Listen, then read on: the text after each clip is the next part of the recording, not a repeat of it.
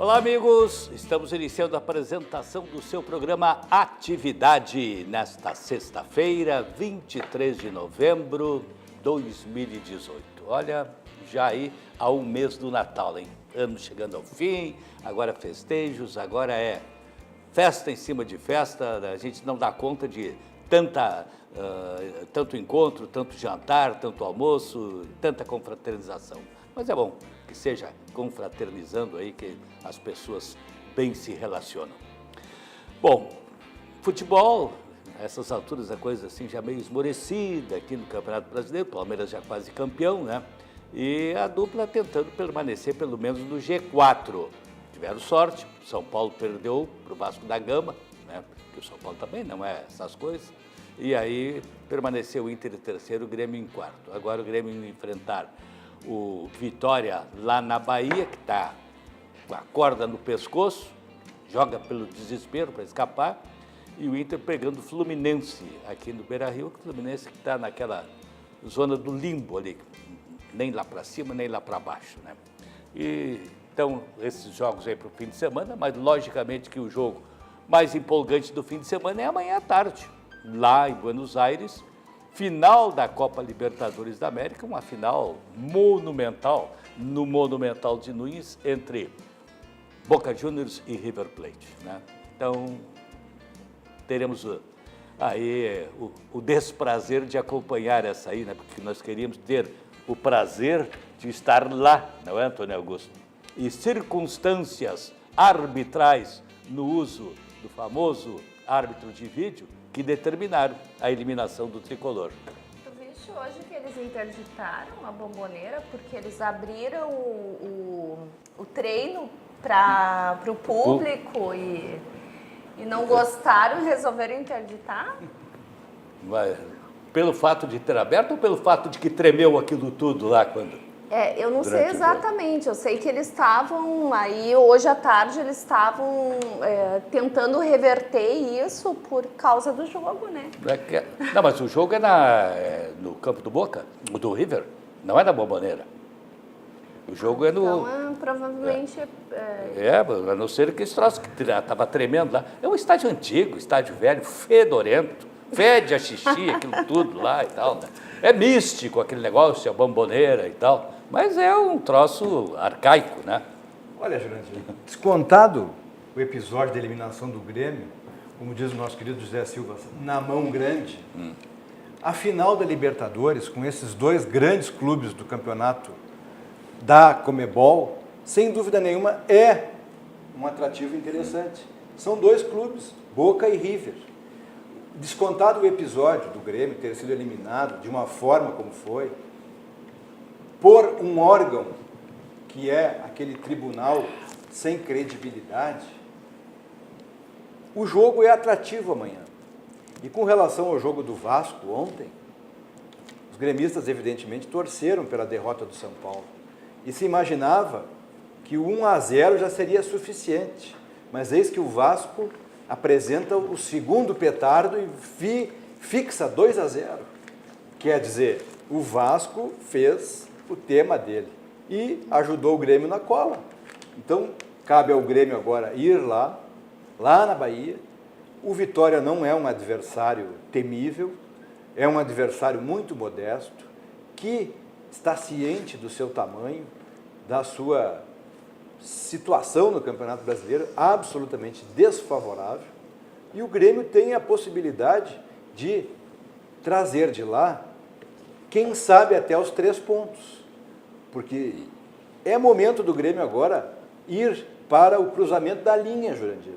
Não tem nada a perder. E esta partida, salvo o melhor juízo e mordendo a língua na ponta ou do lado, o Grêmio não perde esse jogo lá. Não pode perder. Não pode perder jogando contra o Vitória, time que está lá na rabeira. Está ali na ponta, entrando no túnel. Não é possível. Não pode.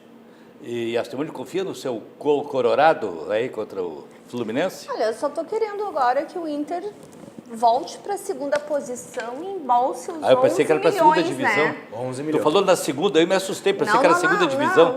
Não, esquece. Isso é uma coisa que faz parte de um passado muito distante, que não vai ter tão logo, mas agora precisamos botar a mão nesses 11 milhões, né, para poder bancar os nossos gastos do ano que vem.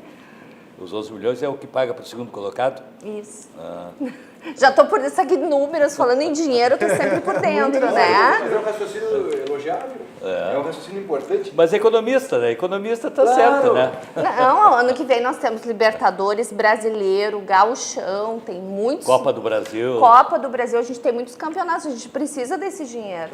Então agora a gente não tem mais como ganhar o Campeonato Brasileiro, então vamos buscar esses 11 milhões. Se você se reacostuma a participar de vários campeonatos assim ao mesmo tempo, né? Que nem os clubes grandes estão fazendo atualmente. Né? Nosso clube sempre foi grande. A passagem que deu na segunda divisão ano passado foi um mero deslize. Candidato, o que o teu filho te falou, hein? Olha, faz tempo que eu não falo com ele sobre futebol, então eu estou completamente por fora, mas acredito em tudo que vocês estão dizendo. Vocês são pessoas idôneas, se vocês disseram é porque é. Então tá bom. Mas o fato é o seguinte, o Candiota, na verdade, ele tem uma posição estratégica, porque ele passou incólume pela segunda divisão aqui no programa, né? E vai passar incólume também pela não conquista do título pelo Internacional. Então é vantagem, quando ele vem com esse papinho dele aqui, Mas que eu ele não sou vê. gremista, rapaz. Ele é Eu gremista. sou gremista, amigo. Não sabe nada de futebol, mas é gremista. Eu sou gremista. Já fui a jogos, tudo, desde que meu Não, filho o era Candiota pequeno. é gaúcho. Já fui gremista. Agora, o problema é que eu não sou anti-colorado, que é a outra- grande maioria, né? Que é a grande maioria. Eu não sou anti-colorado. Mas é que essa grande maioria, na verdade, ela retrata o cenário estatístico, né? A grande maioria é gremista. Pois é. Tá bom.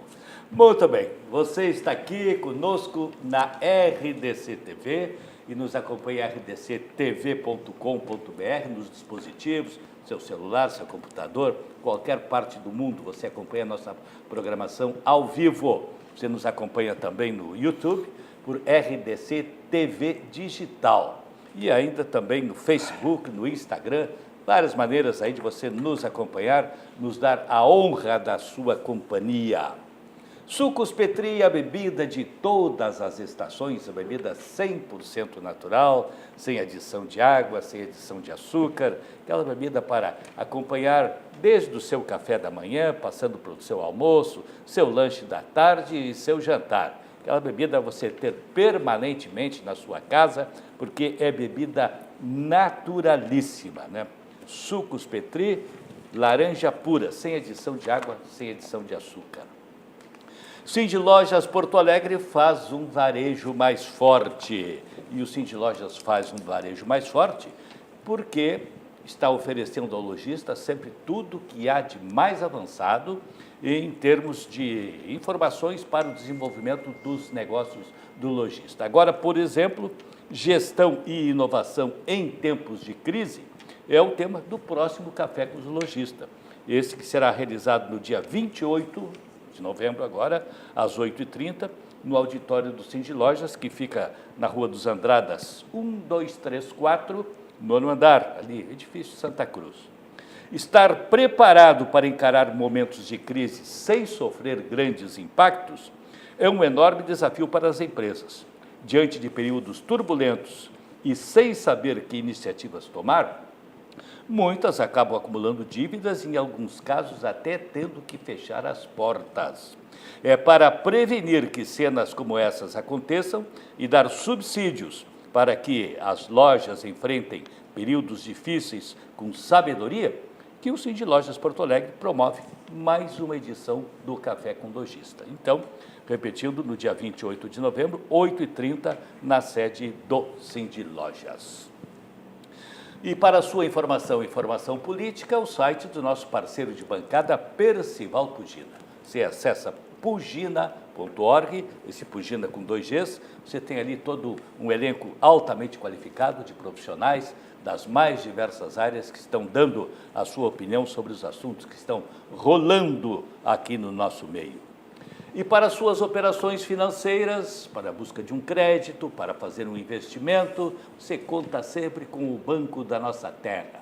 Banco que está sempre par e passo com a moderna tecnologia, o Banrisul.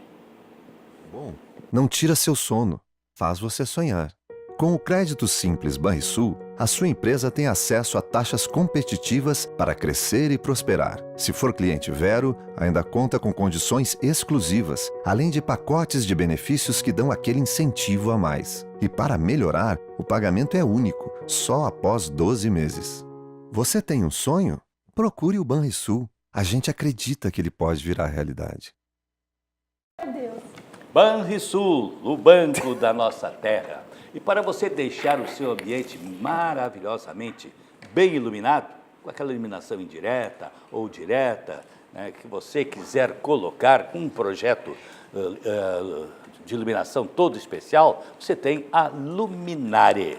Luminare, iluminação técnica e decorativa, com 2 lojas para bem servi-lo. Uma aqui no Moinhos de Vento, na Rua Quintino Bocaiúva 877, outra na Tristeza, na Venceslau Escobar 2150. Telefone 3019-6877.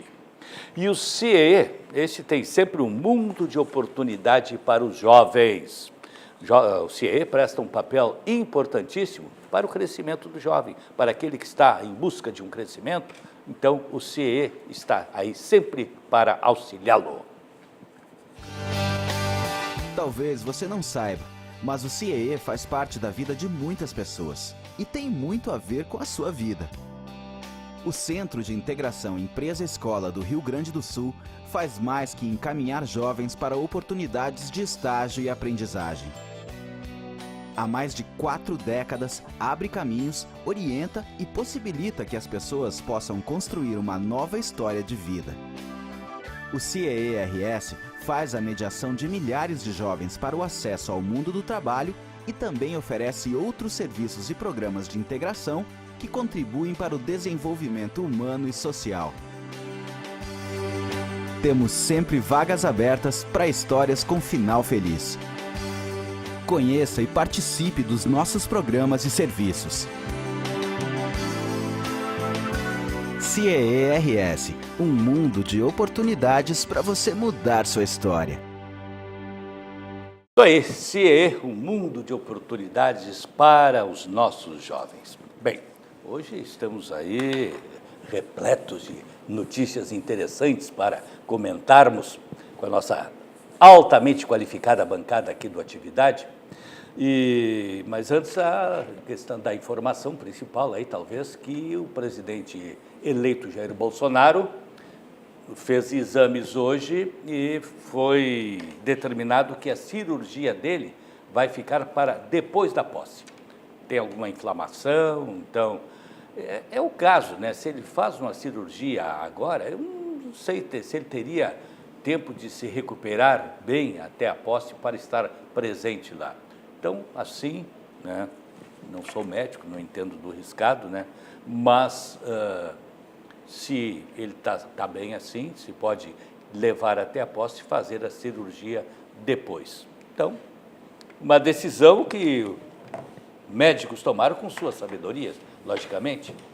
Pois é, esse assunto foi muito bem dialogado, inclusive com o Tribunal Superior Eleitoral, porque a diplomação do presidente eleito, Jair Bolsonaro, do vice-presidente eleito, general Hamilton Mourão, ficou combinada dia 10 de dezembro, de modo a que houvesse a possibilidade do presidente eleito se operar e estar já recuperado para a posse, com a retirada da colonoscopia e a possibilidade, então, dele, da bolsa, ele podendo utilizar... Retomar suas atividades normais, né? Mas acontece também que foi dito a ele também, em um determinado momento, que talvez fosse importante esperar a posse, porque houve, na história da República, ruído de comunicação numa primeira posse, numa segunda posse, então seria importante realmente que o presidente estivesse bem, não tivesse sido atentado, né, que ele estivesse na sua absoluta integridade física. Ele está muito bem de saúde, o presidente Jair Bolsonaro,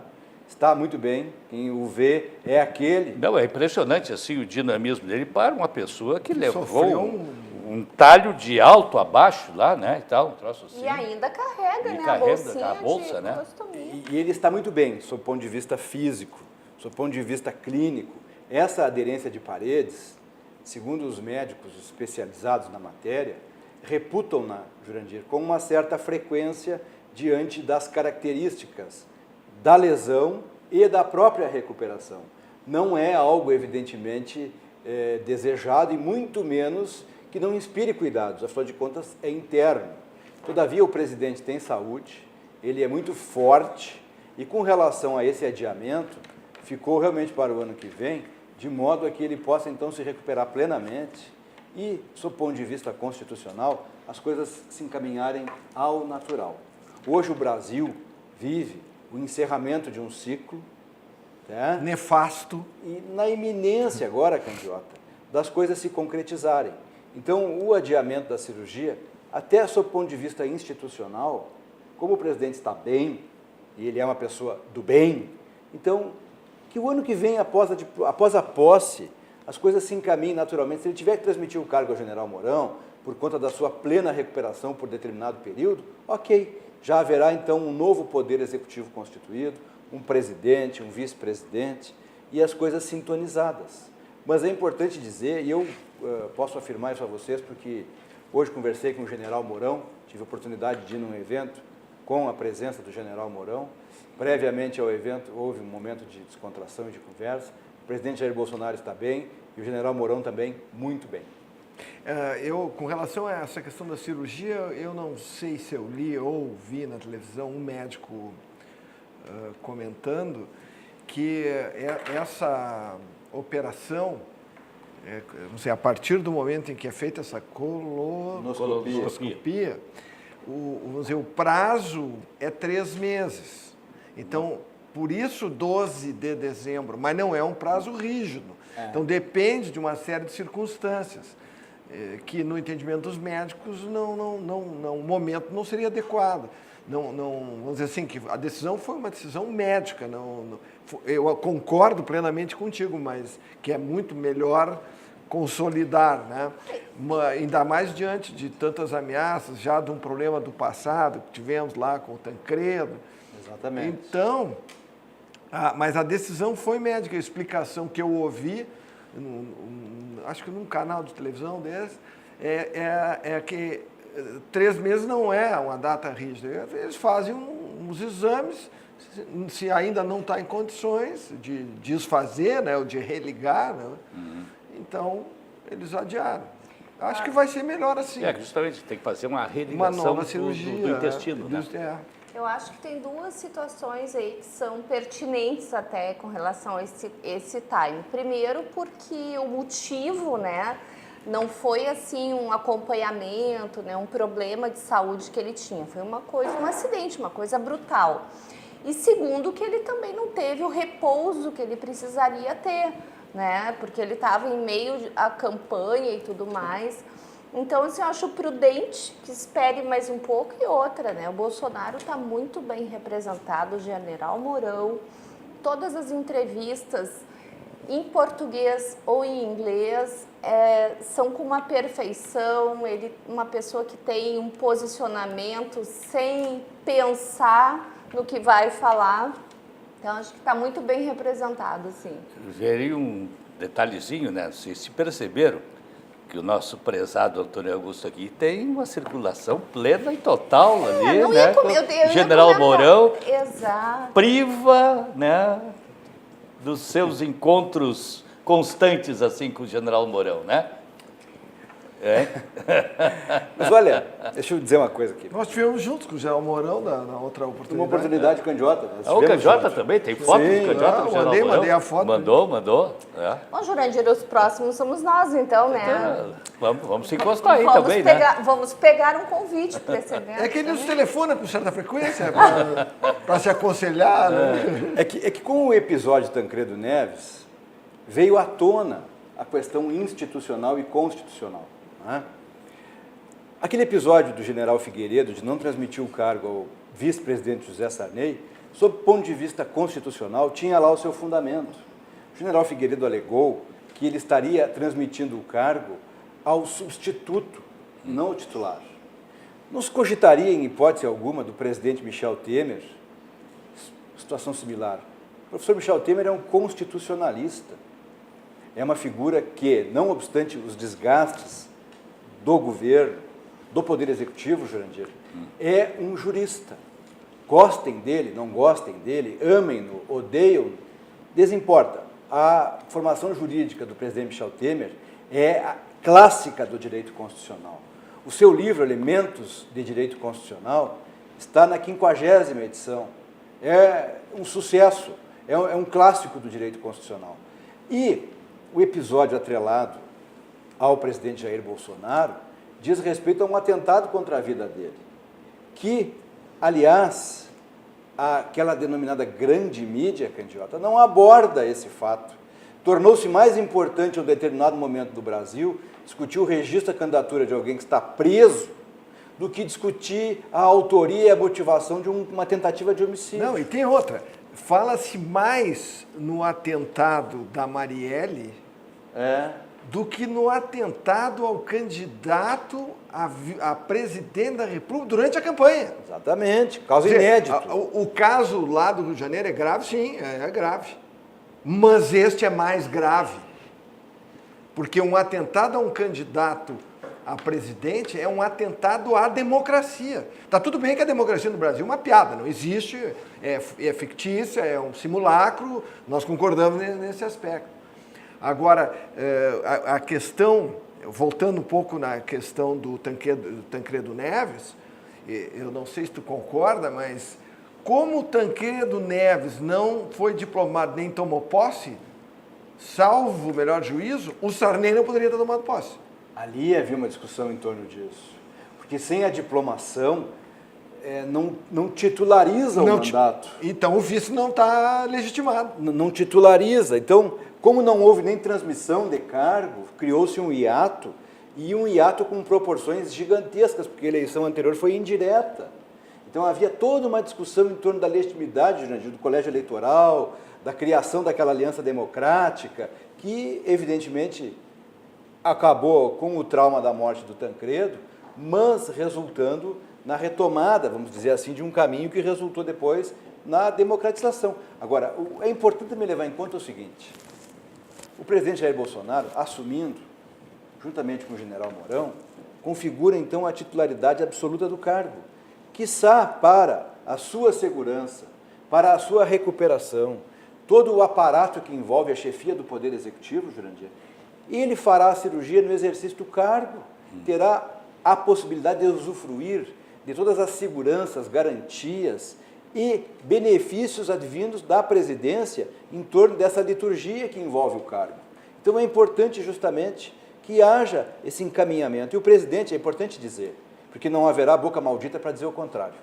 O presidente está bem, o presidente entrou e saiu sozinho do local dos seus exames, ele cumprimentou como faz com todo mundo, certo? Está bem, não vai morrer, não está ameaçado, ele está íntegro. Entrou e saiu do hospital para fazer os exames. Vai fazer a cirurgia o ano que vem por recomendação e amparo médico. Não é nenhum tipo de especulação. O presidente está devidamente aparelhado do seu ponto de vista da sua saúde. E esse aspecto dos destaques aí da segurança, ele é muito importante porque o general Mourão, qual é a câmera aqui? 12, 15? Aqui, tá. Porque ele está sob ameaça de atentado, e quem falou isso foi o general Heleno. Então, existe ameaça concreta à vida dele. Quanto maior for a segurança dele, melhor. Tanto que já este governo aqui providenciou, o atual governo, por intermédio do general Etchegóin, carros blindados, etc., para ele e para o vice. Exatamente. Porque a extrema esquerda que participa da organização criminosa, ela mata. Já matou, não vou nem contabilizar os 65 mil que, por responsabilidade dessa gente que destruiu o país, mata por ano. Não podemos esquecer desses crimes. Eles não acontecem por acaso, acontecem porque a instituição Brasil foi demolida. Não sobrou nada. Estão todas as instituições contaminadas. Há exceções aqui e ali que funcionam, graças a elas nós estamos aí com uma eleição, elegendo alguém, né? Com todas as fraudes que podem ou não ter ocorrido e tal, diante de um sistema eleitoral fajuto que só existe na democracia faz de conta. Nas democracias não tem votação eletrônica sem voto impresso. Não tem nenhuma, eu pesquisei. Ainda que lá no site do Tribunal Superior Eleitoral esteja escrito mais de 30 países utilizam votação eletrônica. É uma meia-verdade. Utilizam, mas todos têm voto impresso. O único voto 100% eletrônico é no faz de conta, que é a democracia aqui no país.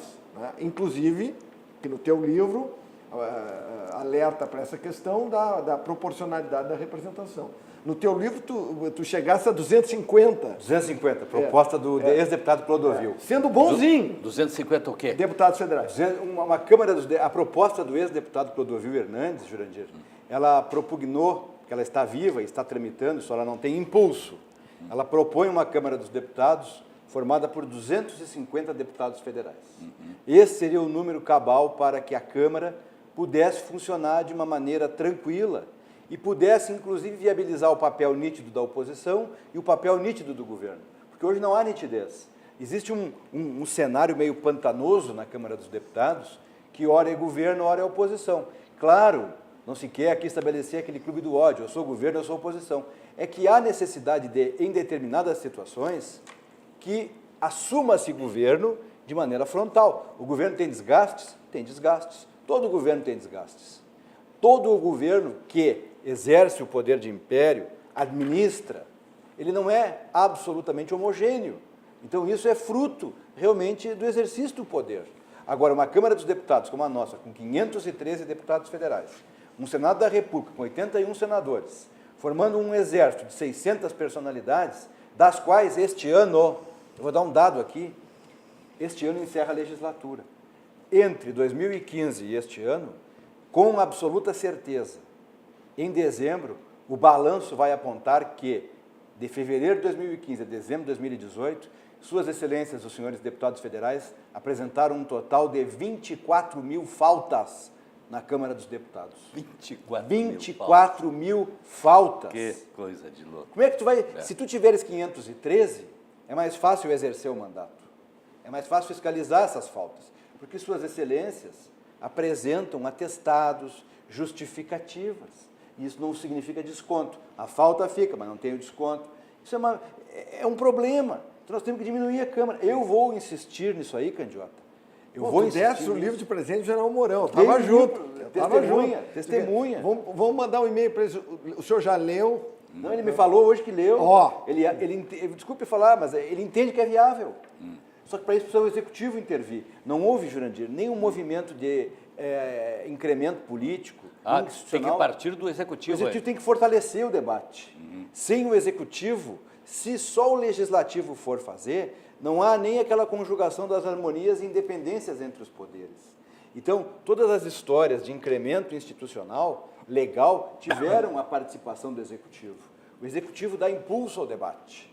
Então, eu tenho a impressão que o novo Congresso, a tomar posse em 1º de fevereiro, terá uma nova panorâmica em torno de todas essas matérias. Penso que sim. E outra questão que o Candiota pondera aqui, que eu vou... hoje, o ministro Celso de Mello, que é o decano do Supremo Tribunal Federal, ele explicou uma decisão dele dizendo que o cometimento de delitos graves 5 anos atrás não significam maus antecedentes. Aí eu me preocupei.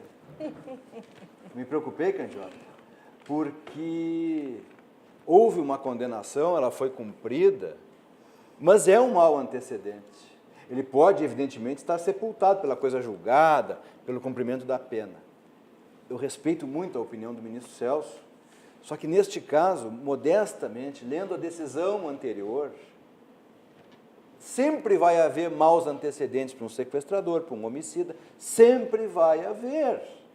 Então, um crime grave, um crime com traços sanguíneos, traços de crueldade, sempre terão os contornos dos maus antecedentes. Eu aprendi na faculdade com o meu querido professor Paulo Olímpio que isso é grave. Sabe o que eu vejo, assim, eu acho que dificilmente, a partir do ano que vem, nós vamos ter continuidade 100% de alguma coisa nessa nova gestão. Não sei se tu concorda comigo. Mas eu vejo movimentos, até porque eu tenho acompanhado muito o novo secretariado, os ministros e tudo mais, Então a gente vê tantas movimentações que, claro, né, a gente depende de um congresso e tudo mais, mas eu não consigo visualizar que ano que vem nós vamos ter continuidade de 100% de alguma coisa no país. Porque algumas coisas já estão sendo mudadas, né, já esse ano, e para o ano que vem eu acho que vai ser só ministério que está diminuindo, são novas secretarias, são taxas de juros, as questões econômicas. O Paulo Guedes deu uma entrevista muito interessante, acho que foi ontem que eu vi, e aí perguntaram para ele a questão dos impostos, né? Porque nós temos um déficit absurdo, como é que eles vão fazer a gestão desse nosso país? Ele só disse assim, ó, não, aumento de impostos, não. Mas não pode estar aumentando imposto. Os Estados Unidos têm lá também um déficit de trilhões lá. O que eles fazem? Reduzem os impostos. Reduzem os impostos que é para a empresa ter mais poder de expansão, o cidadão ter mais poder de compra e por aí vai. Mas eu acho que é isso, pelo menos assim eu tenho observado que é isso que está se pulverizando. Por exemplo, Banco Central essa semana diminuiu o depósito compulsório, né? Porque todos os bancos, aquele dinheiro que fica na tua conta, o Banco Central, os bancos têm que depositar no Banco Central. Diminuiu de 24% para 21%. Qual o impacto disso? 2,6 bi. Isso é muito importante porque nesse ano isso aquece o consumo, isso faz com que os bancos tenham mais dinheiro para emprestar. E outra, essa questão de aumento de impostos, isso é que nem quando teve o aumento da carga tributária do ICMS aqui no Rio Grande do Sul. Existe uma coisa que a gente estuda muito em economia que chama-se elasticidade preço da demanda, elasticidade preço da oferta. Nem sempre um aumento de carga tributária que vai ser repassado para o preço, ele não vai gerar impacto na demanda. Às vezes, nós temos alguns produtos que geram impacto altíssimo. Então, assim, eu acho que essa visão de não aumentar impostos, bem como o Jurandir falou, primeiro mundo reduz impostos. Olha o Trump fez uma redução expressiva de impostos lá. Fez o quê? Coloca mais dinheiro na mão das pessoas, as pessoas vão consumir e vai gerar um imposto. Simples assim. Muito bem. Subindo ou descendo a Protásio, o que você encontra? Encontra o barranco. Encontra ali o melhor chopp, o melhor churrasco, carne Angus qualificada, chopp geladíssimo, uma adega de vinhos maravilhosa, vinho de qualidade francês, italiano, português, daqui dos nossos também, do nosso Cone Sul, do nosso Vale dos Vinhedos, enfim. Você tem ali um ambiente agradabilíssimo, sempre um clima de alto astral na companhia do Elson Furini, do Chiquinho Tasca, sua competente equipe de garçons, tem manobrista, tudo que você precisa. E o carinho para seu pet, quem é que dá? É a Cobasi, inquestionavelmente, com 33 anos de liderança no varejo pet, a Cobasi é pioneira no conceito de shoppings para animais do Brasil, com 70 lojas em todo o país e agora 4 lojas em Porto Alegre.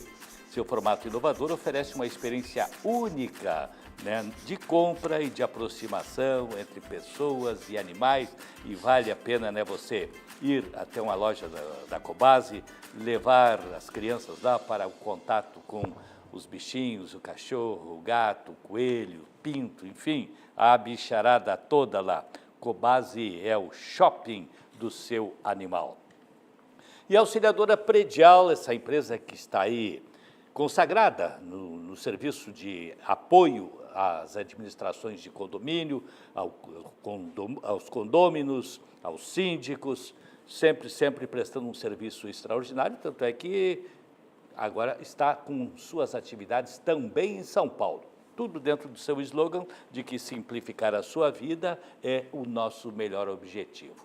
A Auxiliadora Predial em Porto Alegre, 51 3216 6100, em São Paulo, 2348 4000. E a Gimo está sempre desenvolvendo produtos da mais alta qualidade, né, nos mais diversos setores, como, por exemplo, né, o Gimo Multisuperfície que você está vendo aí.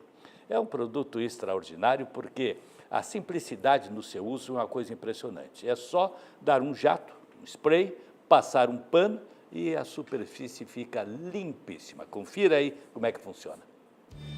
Seu dia tem 24 horas. Não desperdice seu tempo. O novo Gimo Multisuperfícies veio para ajudar na limpeza do dia a dia em toda a casa. Com fórmula inovadora e eficiente, não é necessário água para removê-lo. Basta aplicar diretamente na superfície, passar um pano seco e pronto. Em segundos, tudo volta a brilhar. Gimo Multisuperfícies, limpeza diária sem enxágue. Qualidade comprovada. Muito bem, pois hoje o juiz Wesley de Souza Oliveira, da 10ª Vara Federal, lá em Brasília, aceitou denúncia contra Lula e Dilma, tornaram-se réus, Lula mais uma vez, né? A Dilma agora pela primeira, né? Simplesmente por formação do quadrilhão do PT, corrupção, lavagem de dinheiro e por aí afora. É mole ou querem mais? Associação criminosa. Associação criminosa. Isso que o candidato fala para o nosso telespectador, senhora e senhor. A associação criminosa não é uma criação da mídia, dos jornais. Não, associação criminosa é o nome de uma lei federal que disciplina esse tipo de agrupamento de seres humanos cuja personalidade e a conduta em desiderato de interesses resultam numa ação criminosa ou em ações criminosas. O que o juiz fez foi receber a ação e agora ele vai abrir um prazo para que os acusados, vamos ao termo correto neste momento, né, perfil de cada um na etapa processual, o acusado responda à denúncia do Ministério Público. Este é o caso, sabe? Então, assim, é uma associação criminosa, porque a denúncia, e olha, eu li a denúncia é um texto assim, início, meio, fim, sabe aquelas redações de vestibular, que os professores são rigorosos? Esta denúncia, ela tem início, meio e fim. Vamos ler só um pedacinho aqui, ó. Segundo a denúncia apresentada em setembro, segundo a denúncia apresentada em setembro do ano passado pelo então Procurador-Geral da República, Rodrigo Janot, ao STF, os dois mandatários tiveram participação no esquema montado para coletar propinas de 1,48 bilhão entre 2002 e 2016. 1,48 bilhão. As vantagens ilícitas teriam sido pagas em contratos da Petrobras, do BNDES, que tem que abrir aquela caixa ali. Ai, tô ansiosa. Quando abrir essa caixa... Aí, não esquecendo também que o Palocci e o Manteiga também estão incluídos na dança aí, né? Será que vão dizer que isso é golpe também? Não, vão dizer que não tem prova. Não. Tem prova. Ficção jurídica. Isso é um delírio do procurador. Da onde saiu esse número hoje? Não. Por favor. E 1 bilhão é troco para eles. Né? 1 bilhão... Eles saíram do patamar de milhão. É tudo no bilhão. Passadina é bilhão. É tudo no bilhão. Essa denúncia que o doutor Janot formulou, só para que as senhoras e os senhores tenham uma noção exata do que se trata, ela tem um introito, e neste introito tem um sumário de todos os fatos. E a cada parágrafo, a cada termo da acusação, Simone, o doutor Janot fez incluir o respectivo documento. Ou seja, não tem nada tateando, não tem nada no campo da ilação, é tudo delimitado com referência à prova. É do ano passado, porque ela levou todo este tempo para ser objeto de análise pelo doutor juiz, que expediu um despacho, que eu tenho certeza, ele vai para as salas de aula para ser estudado, Jurandir, como uma manifestação em torno do recebimento de uma denúncia. Não tem a menor dúvida, o didatismo do despacho e o didatismo da denúncia são daquelas peças processuais que fazem diferença. E acrescentando um outro detalhe nesse episódio de hoje, o Superior Tribunal de Justiça, pelo ministro Félix Fischer, relator da Lava Jato, junto à 5ª turma criminal do Superior Tribunal de Justiça negou seguimento ao recurso especial do ex-presidente Lula da decisão proferida no Tribunal Regional Federal da 4ª Região, que ampliou a pena para 12 anos e 1 mês de cadeia. Ou seja, foi a primeira derrota assim decidida. É verdade que é monocrática, só que eu lhes confesso, eu estudo a manifestação do ministro Félix Fischer, seja no campo criminal, seja no campo eleitoral, Jurandir, porque o ministro Félix Fischer é um juiz por vocação. Eu não encontrei no STJ, na 5ª turma, na 2ª sessão ou no órgão especial do STJ e no Tribunal Superior Eleitoral nenhuma decisão monocrática do ministro Félix Fischer onde ele tenha ficado vencido nos plenários. Não fica vencido. Então, e esta 5ª turma foi a mesma que o ano passado negou a soltura do habeas corpus.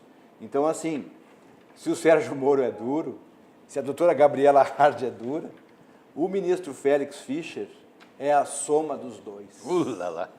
O ministro Félix Fischer nem brasileiro é, para começar. Ele é alemão, naturalizado brasileiro. Ih, meu Deus.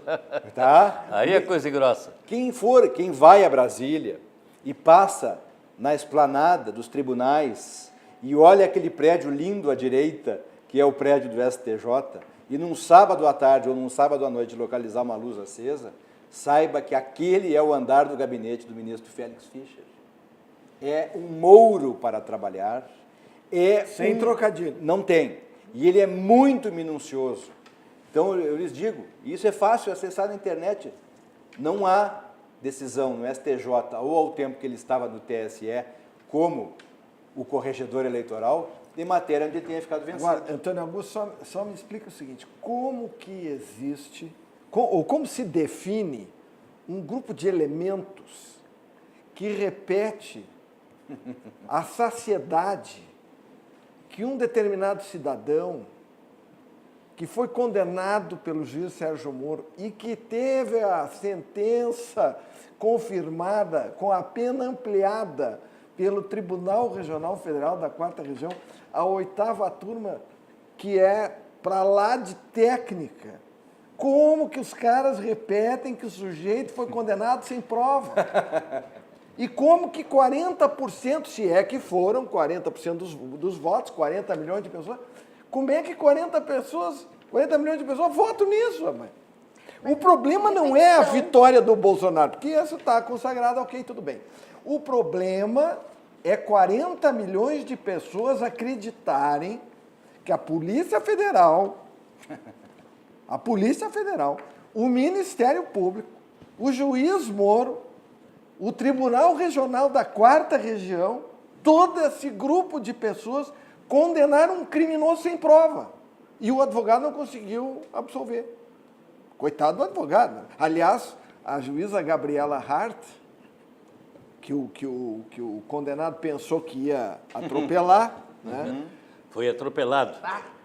Enquadrou até o advogado, porque com o juiz Sérgio Moro, ele levantava a voz, ele foi chamado a atenção várias vezes. No caso da juíza Gabriela Hart, foi uma vez e ele se acomodou, porque sentiu que ali tinha autoridade. Só para complementar aqui, porque tem mais gente enrolada aqui. Não é um elenco forte. A denúncia também imputa a senadora Gleice Hoffmann, presidente nacional do PT, o marido dela, o ex-ministro do Planejamento, Paulo Bernardo, o ex-ministro da Secretaria de Comunicação Social e atual prefeito de Araraquara, Edinho Silva, na participação da organização criminosa. Que tal, hein? Agora, vocês já pensaram, se tiver, e eu espero que tenha, maioria no suficiente, né, porque a maioria qualificada é 308 votos na Câmara Federal, até que parece que no Senado o Bolsonaro também, né? Tem maioria. Para acabar com o foro privilegiado. E aí, a primeira medida poderia ser construir um presídio. Constrói um presídio... Um presídio especial? Especial. Para os que tinham foro privilegiado. Bota todo mundo lá. Isso. Entendeu? Bota todos eles no mesmo presídio. Larga todo mundo lá.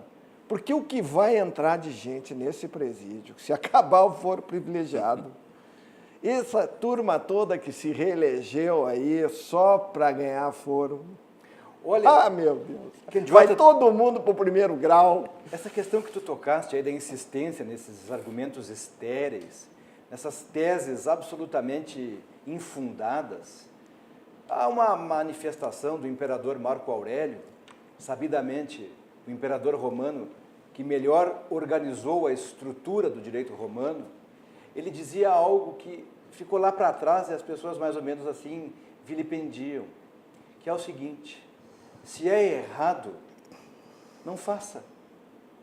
Se não está certo, não faça. Se é mentira, não diga. Marco Aurélio disse isso há muitos anos, há milhares de anos, né? Mais de 2000 anos. No mínimo 2000 anos. Será que essas palavras estão erradas? E tem mais um outro detalhe. Tu tocaste na questão da 8ª turma aqui do Tribunal Regional Federal da 4ª Região. Todos eles, desembargadores, peritos na matéria. Aquele primeiro embargo declaratório,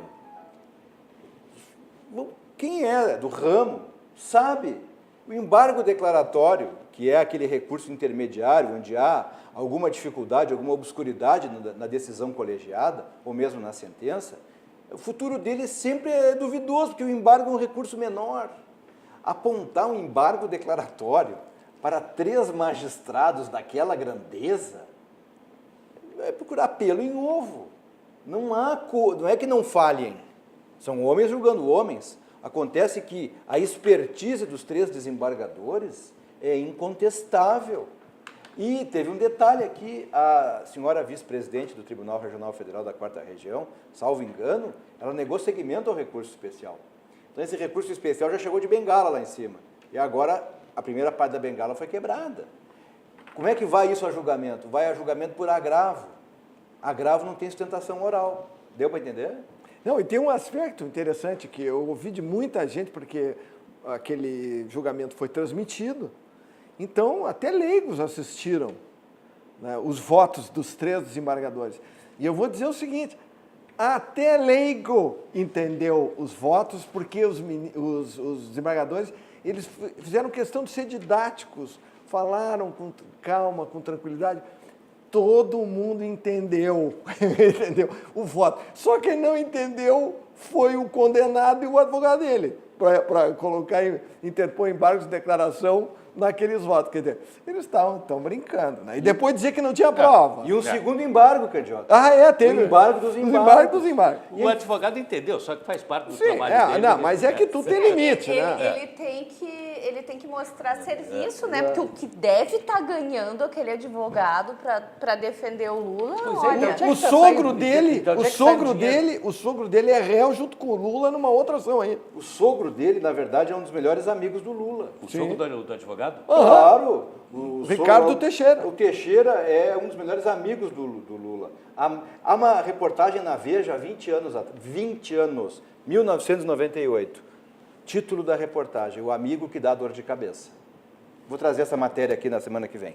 Uma coisa interessante notar, talvez eu seja muito ingênuo, mas essa semana houve um ruído lá no Supremo de que haveria até uma espécie de tentativa de levar a julgamento novamente a soltura do ex-presidente por conta de uma 3ª instância, a tese do atual presidente do Supremo Tribunal Federal, o excelentíssimo senhor ministro Dias Toffoli.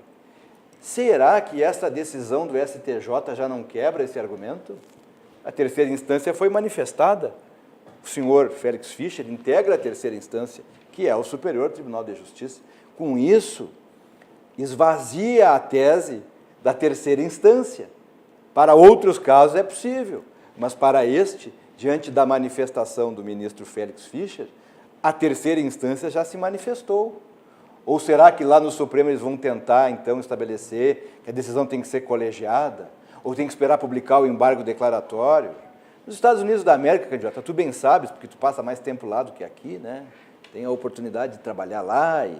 A prisão é na 1ª instância. Então tá. O artigo 5º fala, Candiota, que a presunção de inocência é intocável.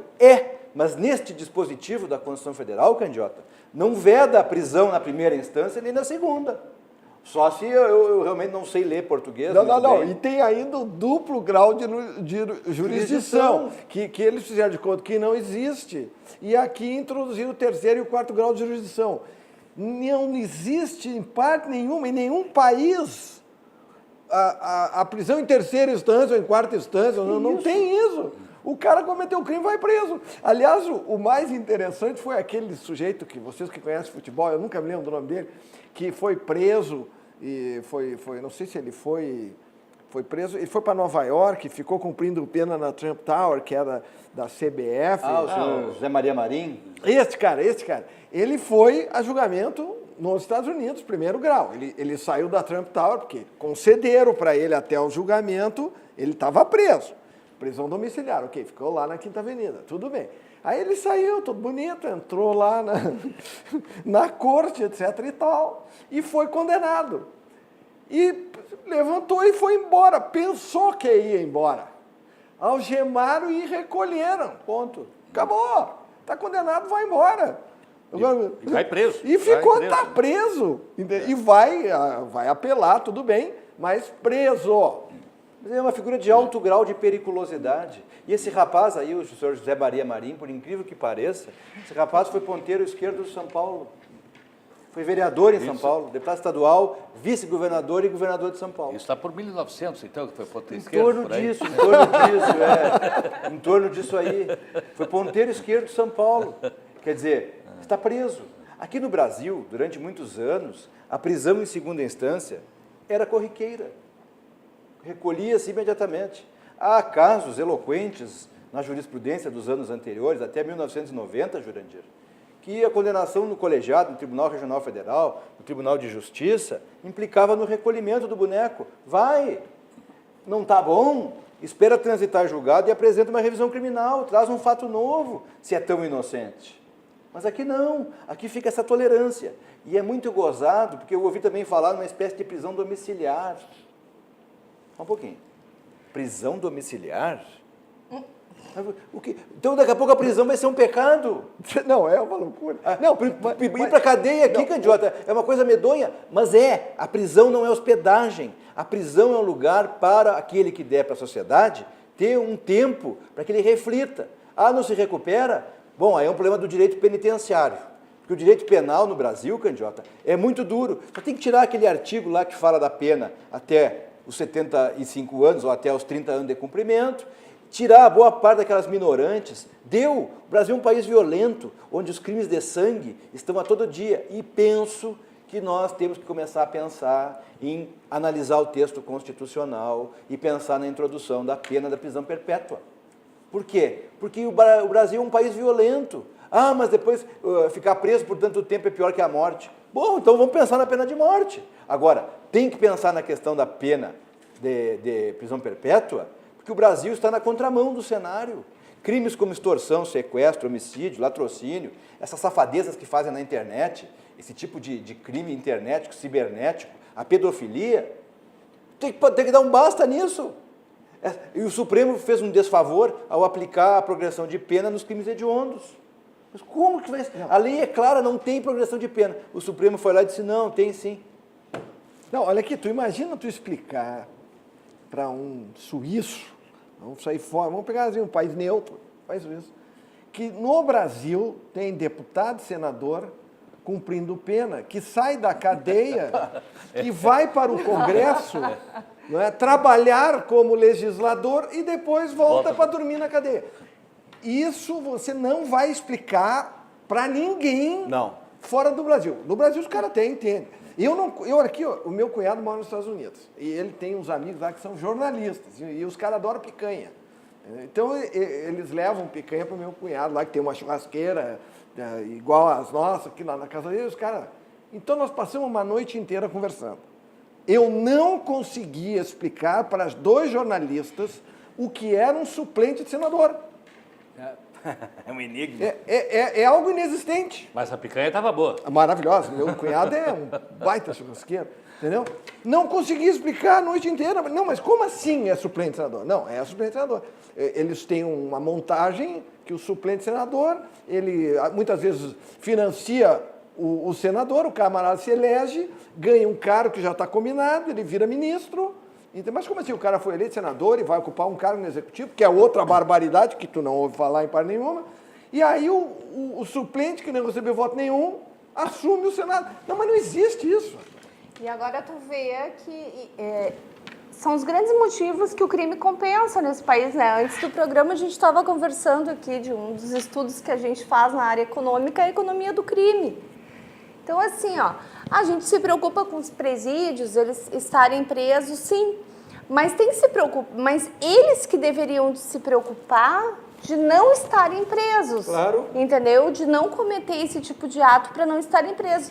Só que, se tu vai medir...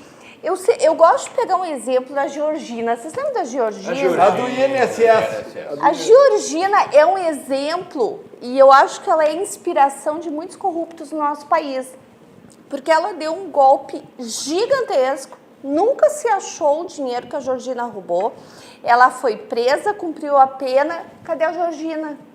Deve estar na Europa. Curtindo o roubo dela. Então, assim, ó, eu penso que não só a questão da punição, mas também engessar um pouco mais a questão de controles, não sei, eu acho que tem que ter uma mudança muito grande para que, assim, ó, a pessoa não caia naquele risco de ver que compensa, né, cometer aquele crime, porque eu vou ser preso, sou réu primário, tenho curso superior. Então, assim, a legislação ela é muito favorável. Exatamente, ela é muito favorável. Então, eu entendo que ela precisa ser um pouco mais engessada, bem como o candidato falou, a gente precisa se inspirar em países que tenham uma punição um pouco mais grave, que faça com que a pessoa, pelo menos, pense nas consequências que ela pode sofrer, porque hoje está cheio de exemplos por aí que cumpre pena em casa.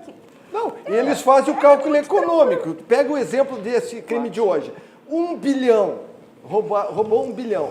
O sujeito vai cumprir um sexto da pena, se ele for condenado a 30 anos, né? Ele vai cumprir 5 anos. 1 bilhão dividido por 5 dá 200 milhões por ano para ficar na cadeia. Eles ficam na cadeia. E depois usufruem do bilhão que roubaram. É uma barbada. Beleza? E isso, assim, isso é uma conta que se faz, a gente estuda isso em economia e até nós nos convencemos que o crime acaba compensando. Numa lógica dessa... O delator vem aqui na presença do Jurandir, que é o magistrado, e diz para o Jurandir, senhor Jurandir, eu amealhei aí nessa roubalheira toda aí, fiquei com 90 milhões. Eu estou devolvendo os 90 milhões. Sim, tem fé pública o boneco? Não tem fé pública. Tu não sabe? Se foi 190. É claro. Então ele vai devolver 90. Nós tivemos episódios aí, no início das primeiras prisões da Lava Jato, Jurandir, que os denunciados, os delatados, os delatores, vamos devolver. Aí teve um lá que devolveu 90 milhões. Mas o Barusco, aquele devolveu 100 milhões de dólares. Quer dizer, imagina o crime roubar 100 milhões de dólares. Quanto é que ele deixou lá de lado? Pô, isso não se sabe, né? Nós nunca vamos chegar na conta do desvio da Petrobras. Não. Nunca. E olha a fragilidade disso, Simone. Olha a fragilidade desse cenário, porque isso significa dizer que nós podemos duvidar da liquidez do valor, Jurandir. Olha, foram tantos bilhões. É mais. Muito bem. Vidrobox. Para você traquejar o seu ambiente, vidro blindex, qualidade absoluta, né? Você tem a Vidrobox com vidros temperados, laminados, termoacústicos, porta giratória, box para banheiro, fechamento de sacadas, vidros duplos, tudo que você pensar em termos de vidros, você encontra na Vidrobox. E você pode consultar no site vidrobox.com.br. Você pode pedir informações pelo telefone 3302-4343 e traquejar a sua casa, seu escritório, seu consultório, tudo aí com a qualidade dos vidros dessa empresa que está desde 1971 aí no mercado. E outra empresa que está em destaque aí é a Algaire Engenharia, né? aquela que já há algum tempo, já há mais de 30 anos, 35 anos, construindo lojas em shopping centers, construiu agora o Fly, estúdios de 37 a 44 metros, totalmente automatizados, prédio maravilhoso, situado na Avenida Ipiranga, 8.339, com todo um sistema de apoio, a começar pelas lojas de conveniência do térreo, passando por biblioteca, por salas de apoio médico, por bicicletário, uma oficina também acompanhando o bicicletário, tendo em vista que ali na frente tem a ciclovia, estudante que ficar ali, poder se deslocar para a PUC, para a URGS, né, com facilidade, horta urbana lá no terraço, academia para a mobilização, exercícios físicos, salão de festas para as confraternizações e uma piscina extraordinária lá no terraço, com uma vista panorâmica de Porto Alegre. Tudo isso aí contemplado neste prédio maravilhoso, Fly, totalmente automatizado. Aí você controla pelo seu smartphone, né? E você tem ali um local maravilhoso para morar, para investir, né? E tudo aí com esse lançamento espetacular da Algaire Engenharia, que tem a sua sede na rua Vila Branca Brita, 393, o telefone 3339-1250. E para as suas compras, você sabe, né? Aquela rede de supermercados que tem sempre o melhor atendimento, tem sempre os preços mais baixos, tem sempre produtos com a melhor qualidade, um atendimento todo especial, porque consagrou-se Rede Zafari, Bourbon de supermercados, consagrou-se essa rede pelo bom atendimento que presta aos clientes. E tem sempre uma mensagem agradável para você.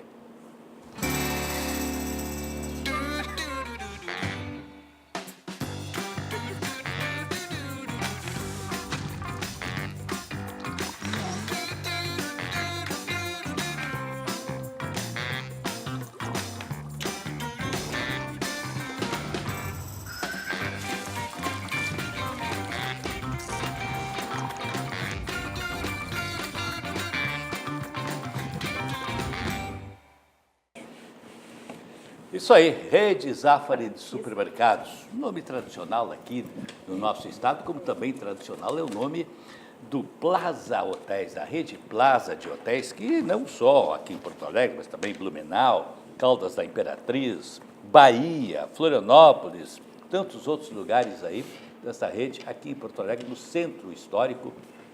Amanhã, sábado, por exemplo, o dia de você ir lá no restaurante do Plaza São Rafael, curtir um almoço todo especial, com um chefe de cozinha lá que tem uma capacidade extraordinária e um bom gosto no servir. Você desfruta também de momentos muito agradáveis ali no Plaza São Rafael. Muito bem, e então temos ainda mais. A Lava Jato saiu para a rua, prende ex-dirigentes da Petros, construção da sede da Petrobras na Bahia. Quer dizer, mais uma falcatrua, e aí envolve, né, quer dizer, o fundo de pensão, aquilo que os funcionários... Eles não querem nem saber. Aquilo que os funcionários, com todo o sacrifício largo lá, todo mês, contribuindo, para depois, quando se aposentarem, terem, né, a sua aposentadoria, quer dizer, os caras metem a mão ali também, né? E tudo Petrobras. Por que não querem a privatização da Petrobras? Não, mas privatizado está. Privatizado está. Eles privatizaram por organização criminosa. Com esse papo furado de o petróleo é nosso. Eu estava comentando aqui antes, nós vamos passar, a partir de agora, nós vamos encostar num posto Petrobras, enche o tanque e vamos embora. Se o petróleo é nosso, aliás, é nosso porque estamos roubando. Então, eles privatizaram a Petrobras por organização criminosa. Lá na Bahia, nenhum prédio, superfaturaram 1 bilhão e roubaram o dinheiro até do fundo de pensão. Mas é uma coisa que nem inacreditável. Pois isso aí é um típico caso para prisão perpétua, que lesa coletivamente. E outra coisa interessante, nós estamos hoje em novembro. E permanentemente, né? Porque isso aqui não tem recuperação. Não tem, isso é reserva matemática. É a pessoa que tem uma contribuição feita ao longo do tempo. Isso é uma reserva matemática para o futuro, isso aí é tabela de previdência. Uma questão interessante a ser notada, nós estamos em novembro. Quando o próximo governo assumir, vai ser recesso, é janeiro. Em fevereiro, começa o funcionamento da nova legislatura, começam a funcionar as duas novas composições, Câmara e Senado, com os novos deputados e novos senadores. Quando vier à tona esse negócio todo do BNDES, o país vai... A Lava Jato, ela vai caber dentro do porta-luvas desse estouro todo. Vai ser uma O loucura. BNDES, quem vai faturar muito, eu imagino, serão os fabricantes de pneus para as viaturas da Polícia Federal e das polícias civis, que vão fazer as conduções. E os fabricantes de presídio. E outra coisa interessante a notar, essa questão de presídio. Hoje, o presídio tem uma espécie de tutela pelos estados. Do Acre ao Rio Grande do Sul, há presídios estaduais. Temos que começar a pensar na federalização absoluta dos presídios, isso ficar sob a tutela do Ministério da Justiça, eliminar esse encargo dos estados, senhor Jurandir Soares. E outra coisa que tem que ser feita, como eu já ouvi esses dias, é pegar a planta do estado, estabelecer dentro da região aquela mais adequada para a instalação de um presídio e construí-lo sem ouvir prefeito, sem ouvir Câmara Municipal. O interesse público se estabelece de uma sobrepõe, maneira... né? Ponto final. Que o prefeito não quer, porque a Câmara não quer. Sinto muito. A localização quem vai determinar é o Poder Federal, poder de império. Aqui é a região adequada. Vai estabelecer um circuito de segurança e aquilo vai gerar comércio, porque num presídio, Jurandir, gera hotel, bar, restaurante, funerária, farmácia. Tem que ter. Isso é negócio. Tem que pensar na federalização dos presídios, aliviar esse encargo de todos os estados, porque em presídio federal eu não lembro de ter motim. Tem? E nós vamos combinar com o Oscar Algaia, que ele cria uma divisão lá na construtora dele para construir presídio, porque vai faltar vaga. Mas antes que o programa termine, que nós estamos no final do programa, né? Uma pena, Ele inclusive. fez um Não, sinal ali. ainda temos Não, eu vi 5 minutos ele aí. fez um sinal ali. Ele fez sinal de 6 Mas minutos. eu não posso deixar de falar dos cubanos. Os médicos, supostos médicos cubanos, porque ninguém sabe, sedizentes. ninguém sabe se tem, não tem, se nenhum é médico, se todos são... Não, tem, até tem. Um Tem que até, outro. tem até quem fez o revalida aqui e se estabeleceu. Sim, é um percentual altíssimo, 0,2. Não. Bom, o que aconteceu? A organização criminosa passou 13 anos dizendo que não tinha médico no Brasil, que os médicos brasileiros eram mercantilistas, isso? que não queriam trabalhar, que não queriam ir para o interior do estado, que não queriam botar a culpa nos médicos brasileiros, que são os heróis. Bota herói Que nisso. são os heróis, os médicos brasileiros. Muito bem. No primeiro dia de inscrição, a organização criminosa hackeou o site para não deixar os médicos que não queriam atuar na medicina se inscrever no Mais Médicos. Bom, o que aconteceu? 3 mil conseguiram, mas 6 mil e poucos tentaram. Bom, depois que eles resolveram a questão, e eu espero que prendam os caras que invadiram, porque 1 milhão de acessos foi o que aconteceu lá. Não tem 1 milhão de médicos. Então é óbvio que foi uma ação de hackers. Evidentemente que não foram os médicos que hackearam o sistema. Médico nem tem tempo Nem tem tempo para isso. Tá? Então o que aconteceu? Tem 13 mil médicos. Então os cubanos nem saíram ainda, porque só saíram 400, e já está sobrando médico. Médico brasileiro. Então, os 7 bilhões, que já parece que é mais, porque 7 bilhões é só até o final de 2017, que eles roubaram para a ditadura cubana, poderiam ter ficado no Brasil com os médicos brasileiros muito melhor formados do que os médicos cubanos. Porque esse negócio de dizer que a medicina de Cuba é uma beleza, pergunta para o Hugo Chávez, vê se, o que ele te responde. Vai ver se Dilma, Lula e companhia foram se tratar em Cuba. Foram se tratar no Sírio-Libanês, lá no Sara, o Sara Kubitschek. O Hugo Chávez foi se tratar em Cuba, viu o que deu. E subiu. Subiu. Subiu. Então, olha aqui, vai ficar melhor, vão ter médicos muito melhores. Eu espero, Candiota, que esse assunto que tu está trazendo aqui seja investigado no futuro, sabe? Porque deve ter, lá na premissa desse pacto, tem coisa errada. Isso tem que ser objeto de apuração. Mas é evidente. Tem que apurar isso aí, candidato. Tem que chegar à ponta da caneta, verificar se não houve ato de improbidade, peculato, desvio de dinheiro para finalidades espúrias ou terceiras. Tem que apurar. Porque o que tu está dizendo aqui, com esse volume de faculdades de medicina, de médicos, há municípios do interior do Brasil, candidato, que oferecem vaga para os jovens médicos. E eles não vão, sabe por quê? Porque chega lá, não tem band-aid, não tem soro fisiológico, não tem pinça, não tem nada para eles trabalharem. Aí os meninos e as meninas, porque são meninos e meninas, eles saem da faculdade, Jurandir, se deparam com a falta de equipamento e podem cometer um erro médico, porque não tem estrutura. Eles não vão. Eu, esses dias, disse para um jovem médico isso. Não vai. Não vai porque tu corres o risco do erro médico. Por quê? Porque aonde ele foi, chegou lá, não tinha pinça, não tinha band-aid. Isso é expor o médico a um risco. Agora, vai mudar. Outra coisa que é importante dizer é que o general Mourão hoje disse em alto e bom tom, se deparou com o organograma da vice-presidência com 120 cargos. E ele disse, aspas, com 50 vai funcionar muito bem. Muito bem. E nós estamos chegando ao final também. Temos um minutinho aí, mais alguma consideração? Não? Então, desejando. Um minutinho, viva os médicos brasileiros. Como relator. Quantos é? 13 mil, né? 13 mil já se inscreveram. 13 mil já se inscreveram. Não tinha candidato. Não tinha ninguém. Não tinha. Nenhum médico brasileiro queria Não tinha trabalhar na reprimida, medicina. Não tinha demanda reprimida, então? Não tinha. Não tinha. Muito bem. Chegamos ao final. Agradecemos a sua companhia. Queremos ela amanhã novamente. Desejamos a todos um bom fim de semana. Uma boa noite a todos.